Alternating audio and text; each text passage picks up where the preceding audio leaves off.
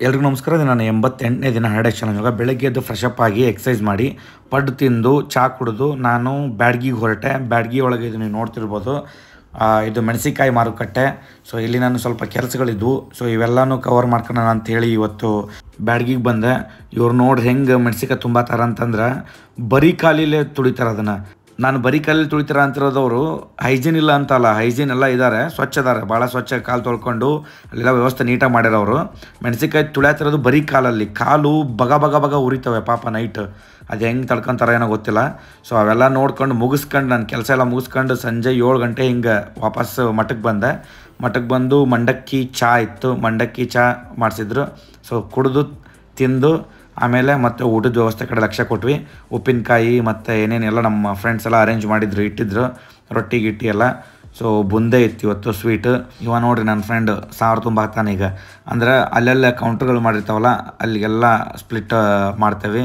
ಎಷ್ಟೆಷ್ಟು ಬೇಕು ಸಾರು ಹಾಕಿ ಅಲ್ಲಲ್ಲಿಗೆ ಹೋಗಿ ಬಕೆಟ್ಗಳನ್ನ ಇಟ್ಟು ಬಂದಾಗ ಒಂದು ಸ್ವಲ್ಪ ಕೌಂಟ್ರ್ಗಳು ಜಾಸ್ತಿ ಇದ್ದಷ್ಟು ಕ್ರೌಡ್ನ ಮೇಂಟೈನ್ ಮಾಡ್ಬೋದು.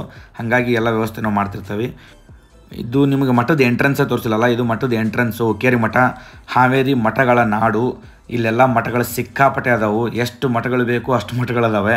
ಹೊಸಮಠ, ಹುಕ್ಕೇರಿ ಮಠ, ಸಿಂದಗಿ ಮಠ ಮತ್ತು ಭಾಳ ಮಠಗಳಿದಾವೆ. ನನಗೆ ಗೊತ್ತಿರಂಗಿಲ್ಲ ಒಂದೊಂದ್ಸತಿ ಇದು ಮಠ ಐತೆ ನಮ್ಮಲ್ಲಿ ಅಂತ ಅನಿಸ್ಬಿಡುತ್ತೆ. ಸೊ ಜನ ಸಿಕ್ಕಾಪಟ್ಟೆ ನಡ್ಕೊತಾರೆ ಇಲ್ಲಿ ಮಠಗಳಿಗೆ. ಹಾಗಾಗಿ ಹಾವೇರಿಗೆ ಮಠಗಳ ನಾಡು ಅಂತ ಕರೀತಾರೆ. ಸೊ ನೋಡಿರಿ, ಜನ ಯಾವಾಗಲೂ ಇರ್ತೈತಿ. ಯಾವ ಮಠಕ್ಕೆ ಹೋದ್ರೂ ನಿಮಗೆ ದಾಸೋಹ ಇರ್ತೈತಿ, ಊಟ ಇದ್ದೇ ಇರ್ತೈತಿ. ಇಲ್ಲ ಅಂತ ಯಾರೂ ಹೇಳಂಗಿಲ್ಲ. ನಿಮ್ಗೆ ಕರೆದು ಊಟಕ್ಕೆ ನೀಡಿ ಕಳಿಸ್ತಾರೆ. ಈ ದಾಸೋಹ ಪದ್ಧತಿ ಭಾಳ ದಿನದಿಂದ ನಡ್ಕೊಂಡು ಬಂದೈತಿ. ಹಿಂಗೆ ನಡೀಲಿ. ಯಾವತ್ತೂ ಹಸದಿರಬಾರ್ದು ಮನುಷ್ಯ, ಹಂಗಂದು ದರಿದ್ರನು ಮಾಡಬಾರ್ದು ಮನುಷ್ಯನ. ಇಲ್ಲಿ ಹೆಂಗೆ ಅಂತಂದ್ರೆ ಮಠದೊಳಗೆ ನಿಮ್ಗೆ ನೀವು ಊಟಕ್ಕೆ ಬಂದಾಗ ನಿಮ್ಗೆ ಅನಿಸ್ತತಿ ಏನಾರ ಒಂದು ಕೆಲಸ ಮಾಡ್ಬೇಕು ನಾವು ಅಂತ. ಸೊ ಆ ಫೀಲ್ ಇದ್ರೆ ಮನುಷ್ಯ ಯಾವತ್ತೂ ತಿಂದನ ಅರಗ್ತೈತಿ.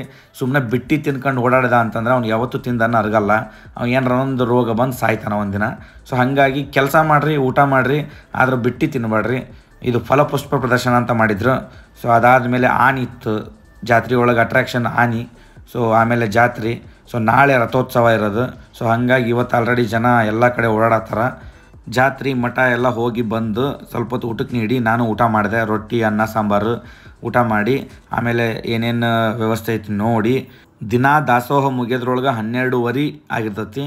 ಜನ ಅಲ್ಲಿವರೆಗೂ 9 ಗಂಟೆಗೆ ಬಂದಂಗೆ ಬರ್ತಿರ್ತಾರೆ. ಊಟ ಮಾಡೋರು ಮಾಡಲಿ ಅಂತೇಳಿ ನಾವು ಸುಮ್ಮನೆ ನೀಡ್ತಾನೆ ಇರ್ತೀವಿ. ಸೊ ನೀಡಿ ವಾಪಸ್ ಮನೆಗೆ ಹೋಗೋದ್ರೊಳಗೆ 2 ಗಂಟೆ ಆಗಿತ್ತು. ಈಗ ಭಗವದ್ಗೀತೆ ನೋಡೋಣ. ಭಗವದ್ಗೀತೆ ಒಳಗೆ ನಾವು 28ನೇ ಶ್ಲೋಕವನ್ನು ನೋಡಬೇಕು. ಇದರಲ್ಲಿ ಕೃಷ್ಣ ಅರ್ಜುನಿಗೆ ಹೇಳ್ತಾನೆ, ಹೇ ಅರ್ಜುನ, ಪರಮಸತ್ಯವನ್ನು ತಿಳಿದವನು ಇಂದ್ರಿಯಗಳಲ್ಲಿ ಮತ್ತು ಇಂದ್ರಿಯ ತೃಪ್ತಿಯಲ್ಲಿ ತೊಡಗುವುದಿಲ್ಲ. ಅವನಿಗೆ ಭಕ್ತಿ ಸೇವೆ ಮತ್ತು ಫಲದಾಸೆ ಇರುವ ಕರ್ಮ ಇವುಗಳಲ್ಲಿನ ವ್ಯತ್ಯಾಸವು ತಿಳಿದಿರುತ್ತದೆ.